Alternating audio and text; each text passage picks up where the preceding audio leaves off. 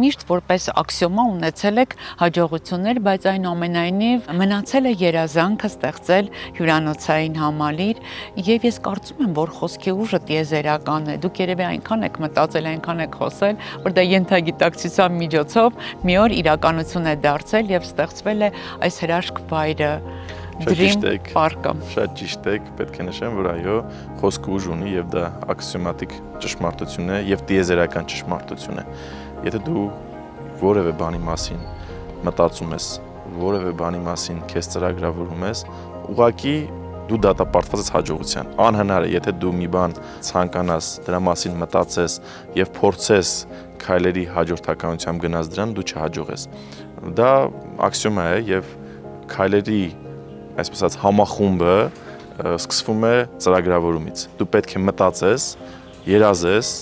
այնուհետև չհանձնվես եւ կամք, համառություն ու աշխատասիրություն։ Սրանք այն տրիվիալ բառերն են, որոնք մարդուն տանում են դեպի հաջողության։